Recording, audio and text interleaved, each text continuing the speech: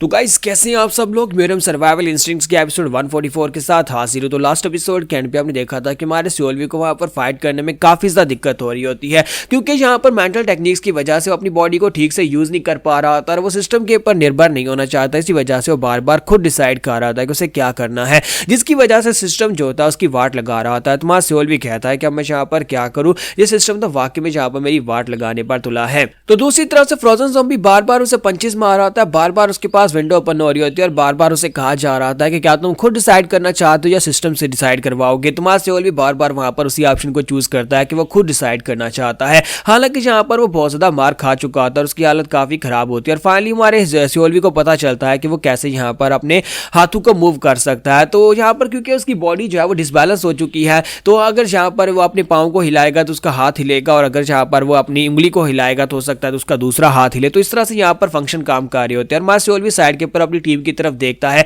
जहां पर हमारा योरिम और हमारी सोरियोंग जो होते हैं वो दोनों फाइट कर रहे होते हैं, क्योंकि हमारी जो ओसंगवा होती है वो उन लोगों के ऊपर अपनी स्पेशल टेक्निक के साथ उनको मेंटल टेक्निक से बचा रही होती है। तो हमारा सोल्वी कहता है कि मेरी टीम के दो मेंबर्स यहाँ पर फाइट कर रहे हैं, क्योंकि सोंगवा जो है वो हमें काफी ज्यादा मदद दे रही है। वो अपनी स्पेशल एबिलिटीज के साथ उनके ऊपर से इस मैजिकल इफेक्ट को खत्म कर रही है, जिसकी वजह से वो लोग फाइट कर पा रहे हैं। और मुझे भी यहाँ पर फाइट करने के लिए फिगर आउट करना पड़ेगा कि मैं अपनी बॉडी पार्ट्स को कैसे यूज कर सकता हूँ। और फाइनली हमारे सोल्वी को पता चलता है कि वो अपने हाथों को कैसे ऊपर उठा सकता है, और इसी के साथ ही हमारे सोल्वी अपनी तलवार को उठाता है और साथ ही अपनी फ्रोजन टेक्निक को यूज करते हुए सामने की तरफ अटैक करता है और कहता है मैं यहाँ पर तुम्हें अपने आप ही हराऊंगा, मैं सिस्टम की मदद नहीं लूंगा। और दूसरी तरफ से एक मेज जो होता है वो अपनी कैप्टन से कहता है कि कैप्टन मुझे लगता है कि ये लोग कुछ ज्यादा रेजिस्ट कर रहे हैं, तो क्या हम लोग यहाँ पर कोई खास टेक्निक को यूज करें। तो उसके दो स्पेशल मेज होते हैं, एक का नाम गासा और एक का नाम योसा होता है। तो वो दोनों से कहता है कि ताइरोंग मा जो है वो यहाँ पर मून वॉरियर से फाइट कर रहा है। तो ताइरोंग मा खुद भी यहाँ पर एक एडवांस लेवल का डीमन वॉरियर है, और दूसरी तरफ से मून वॉरियर जो है वो भी यहाँ पर एक एडवांस लेवल का वॉरियर है।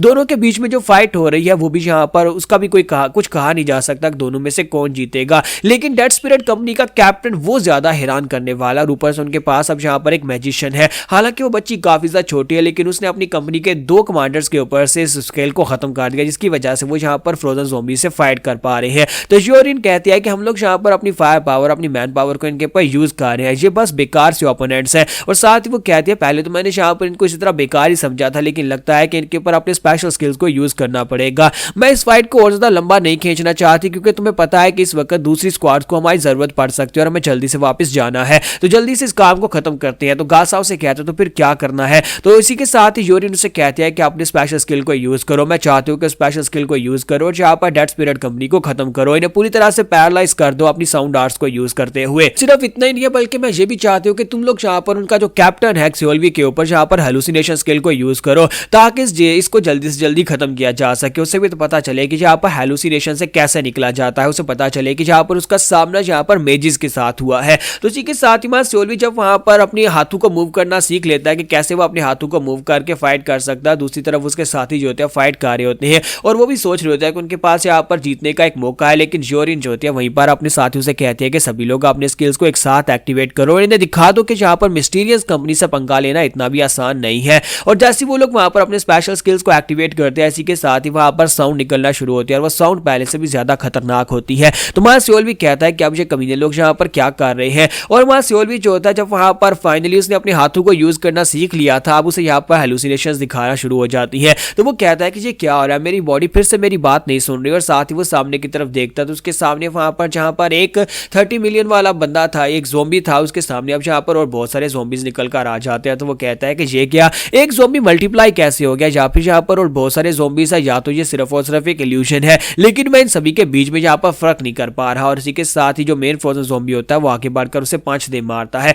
और वहां सोल्वी जो होता है वो ग्राउंड के ऊपर गिर जाता है। और वहां पर गिरने के बाद वहां सोल्वी कहता है कि अब जबकि मुझे लगता है कि इससे ज्यादा मैं कुछ कर नहीं सकता, क्योंकि मेरी बॉडी मेरी बात नहीं सुन रही, मैं अपना सर भी नहीं हिला सकता, क्योंकि सर हिलाऊंगा तभी तो स्पेशल स्किल्स को यूज कर पाऊंगा। और मुझे लगता है कि यहाँ पर जैसा मैंने सोचा था इसी वजह से तो मैंने सेव पॉइंट क्रिएट किया था, एक बार में ये हल नहीं होने वाला, एक बार मरना पड़ेगा। और हमारा सोल्वी अपनी आंखें बंद कर लेता है, कहता तो फिर मैं मरने के लिए तैयार हूं। लेकिन जैसे ही वो मरने के लिए आंखें बंद करता है उसका सर हिलना शुरू हो जाता है, क्योंकि हमारा सोल्वी वहां पर अपने पाँव का जो बड़ा टो होता है उसको हिलाता है, अपने अंगूठे को हिलाता है तो उसका सर हिलता है। तो सोल्वी कहता है ये क्या, और साथ ही वो हंसना शुरू कर देता है और कहता है कि जब मैं मरने वाला था, निराश हो चुका था, उस वक्त मुझे ये पता चला है कि मैं अपने पाँव के अंगूठे को हिलाऊंगा तो मेरा सर हिलेगा, और अगर मैं अपने सर को हिला सकता हूं तो इसका मतलब यह है कि मैं यहाँ पर अपनी स्पेशल विंड गार्ड टेक्निक को यूज कर सकता हो। तो वहां सोल्वी फिर से उठकर खड़ा हो जाता है और इसी के साथ ही वहां सोल्वी कहता है कि अब तुम सभी ज़ॉम्बीज के मरने का वक्त आ चुका है, और साथ ही वो अपने गोल्डन बैट को यूज करके उसके अंदर जो स्पेशल पिल उसने रखी हुई थी उस पिल को निकालकर अपनी एनर्जी को पूरी तरह से रिकवर करता है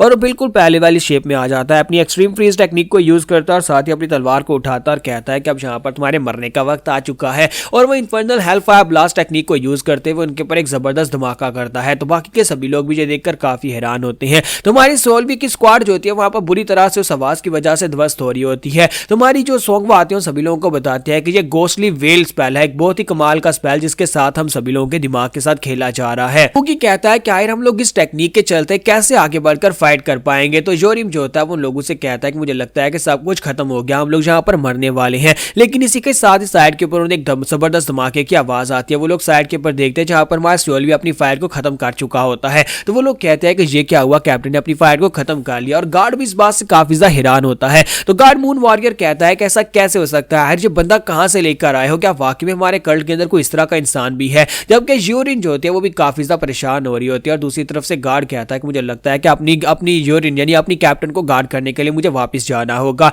और वो जंप करते हुए वापस चला जाता है। जबकि ताइरियोंग मा कहता है कि सोल्वी क्या तुम ठीक हो। तो वो कहता है कि हाँ मैं ठीक हूँ, और साथ ही उसे कहता है कि तुम्हारे पास कोई सोल्यूशन है कैसे यहाँ पर इससे बाहर निकला जाए। तो वहां सोल्वी कहता है कि हाँ क्यों नहीं, और साथ ही वो अपने सिमुलेशन मोड को एक्टिवेट करता है और कहता है कि सिमुलेशन मुझे यहाँ पर बताओ कि मैं कैसे मिस्टीरियस कंपनी को हरा सकता हूँ, मुझे उसकी कमजोरी बताओ। तो सोल्वी कहता है कि मैं इसको पहले यूज नहीं करना चाहता था क्योंकि मैं टाइम बाई कर रहा था, और मुझे लगता है कि फाइनली अब यहाँ पर इसको यूज करने का वक्त आ चुका है क्योंकि मैं ज्यादातर सिस्टम के ऊपर निर्भर नहीं होना चाहता था। और जैसे ही सोल्वी वहां पर उस सिमुलेशन को रन करता है तो एनालाइजिंग होने के बाद से बताया जाता है कि तुम्हें यहाँ पर मिस्टीरियस कंपनी की कमजोरी मिल चुकी है, और वो कमजोरी यह है कि जाकर योरिन की गर्दन पर तलवार रखो और उसे डराओ। अगर तुमने यहाँ पर योरिन को बंदी बना लिया तो बाकी के सभी टीम मेंबर्स अपने वेपन्स छोड़ देंगे और अटैक करना बंद कर देंगे। लेकिन योरिन तक पहुंचने से पहले तुम्हें यहाँ पर उसके गार्ड मून वॉरियर को हराना पड़ेगा। अगर तुमने मून वॉरियर को हरा दिया तभी तुम कैप्टन योरिन तक पहुंच पाओगे, और योरिन के पास खुद यहाँ पर फाइटिंग स्टैट्स बहुत ज्यादा लो है, तुम बड़ी आसानी से उसे कैप्चर कर सकते हो। तो सोल्वी कहता है तो मुझे लगता है कि मुझे यही करना होगा, और जैसे ही वो आगे बढ़ने लगता है तो मून वॉरियर वहां से निकल आता है और मैं सोल्वी के ऊपर अटैक कर देता है और कहता है